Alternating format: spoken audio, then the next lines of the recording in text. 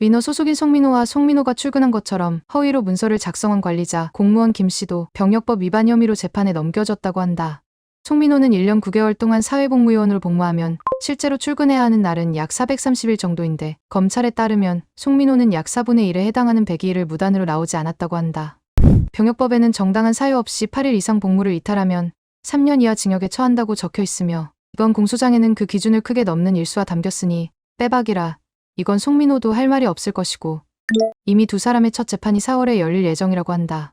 출퇴근 관리 업무를 맡은 공무원 김 씨가 송민호가 늦잠이나 피로 등을 이유로 출근하지 않겠다고 하면 이를 허락했고 송민호가 실제로는 나오지 않았는데도 출근한 것처럼 문서를 허위로 작성해 결제까지 올렸으며 더 심각한 건 2023년 5월 29일 저녁 송민호가 다음 날 교육이 있다며 5월 30일과 출근하지 않았고 이후 김 씨가 출근한 것처럼 일일 복무 상황부를 작성했다고 하는데 알고 보니 같은 날 송민호가 미국 샌프란시스코에서 여동생 결혼식에 참석한 사진이 SNS에 올라왔다고 전해진다.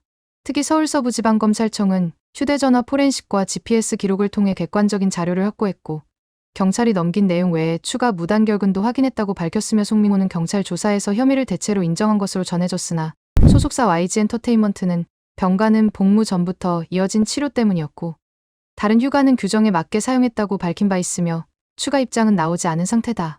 공소장에 따르면 송민호의 복무 이탈은 시간이 갈수록 늘어났으며 2023년 3월부터 5월까지는 하루에 그쳤으나 전역을 한 달 앞둔 2024년 11월에는 14일까지 늘어났고 2024년 7월에는 23일 중 19일을 나오지 않았으며 당시 전국의 장마가 이어지던 시기였다고 한다.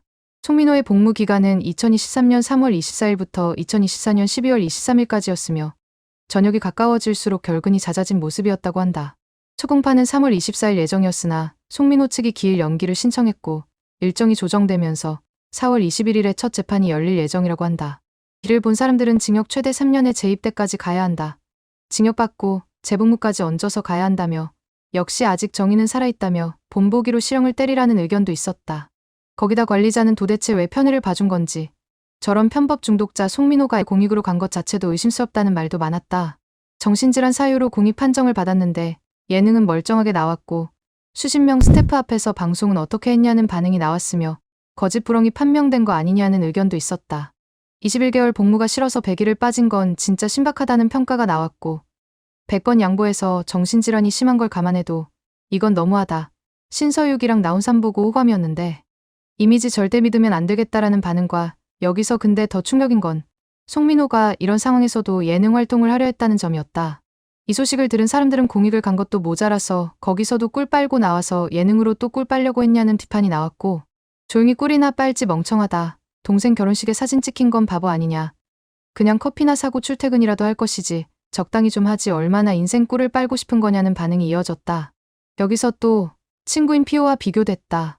피오는 해병대 갔다 와서 예능 잘만 나오고 있는데 절친이라면서 너무 비교된다는 말이 나왔고 훨씬 윗급인 지디도 조용히 다녀왔다.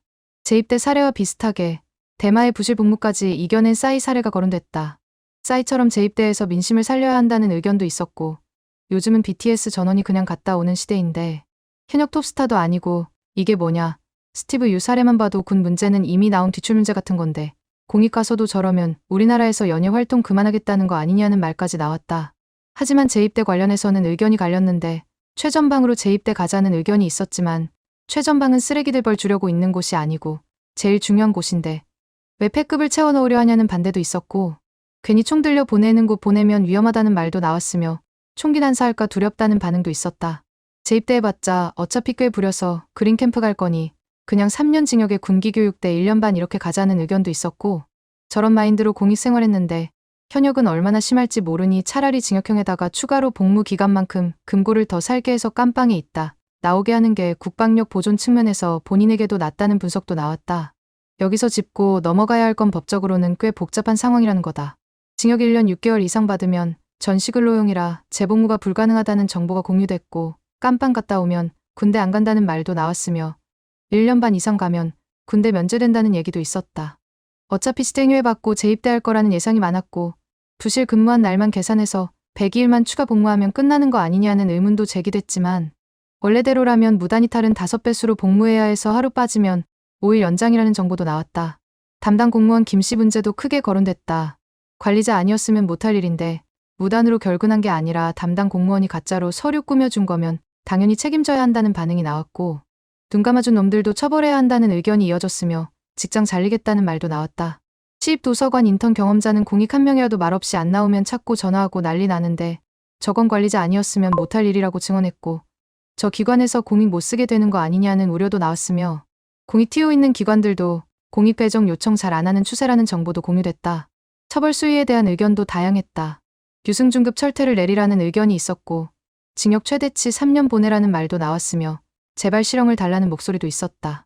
재입대 안 하면 방송에서 다시는 못 볼 거라는 예상도 나왔고, 재입대하고 성실하게 전역하면 활동하는 거냐는 의문도 제기됐으며, 래퍼라 뭐 별일 없이 활동하는 거 아니냐는 냉소적인 반응도 있었다. 일반인이 102일 복무 이탈하면 복무 연장 및 징역 보냈는데 연예인이라고 조치를 안 취하고 있는 거 아니냐는 비판도 나왔고, 연예인이 벼슬이냐는 반응도 이어졌으며 본보기로 강력하게 처벌해야 한다는 의견이 많았다. 송민호의 양극성 장애와 공황장애는 진짜일까? 송민호를 옹호하는 사람들은 송민호 행동을 놓고 양극성 장애나 공황장애 증상일 수 있다는 분석을 하곤 한다. 송민호가 병가를 신청한 이유가 정신질환 때문이라고 알려졌는데, 공황장애나 우울증 환자는 보통 사람 만나는 걸 피하고 활동이 줄어드는 게 일반적이다. 하지만 양극성 장애 조증기에는 반대로 송민호처럼 자신감이 넘치고 충동적인 사회활동이 나타날 수 있다는 거다. DJ 파티 참여하고 SNS 활동하고 이런 게 조증기 패턴과 맞을 수 있다는 분석이고, 병가 쓴 건 우울기였다고 볼 수도 있다는 얘기다. 충동적으로 행동하고 나서 후회하는 것도 조증기 특징이라고 한다. 파티 참석했다가 비판받고 해명하는 과정이 이런 패턴과 비슷할 수 있다는 거고, 사회적 불안으로 사람을 피하면서도 특정 순간에는 반대로 자극을 찾는 행동을 보일 수 있다는 분석도 나온다. 공황장애 있으면 사람 피하려 하지만 양극성 장애가 같이 있으면 어떤 때는 정반대 행동을 한다는 거다. 근데 문제는 여기서 끝이 아니다. 병가 신청하면서 동시에 공적인 활동을 계속한 건 공황장애나 심박한 우울증 환자 행동과는 안 맞는다는 지적도 있다.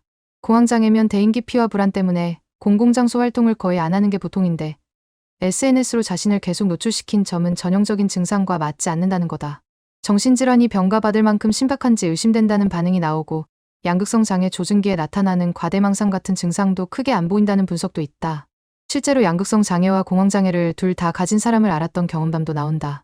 그 사람도 클럽이나 무대 같은 사람 많은 장소를 좋아했고 병이 있다는 걸 겉으로는 못 느꼈다고 한다. 인싸처럼 보였는데 예비군 훈련 가서 공황장애로 크게 고생했다는 얘기를 듣고 나서야 알았다는 거다.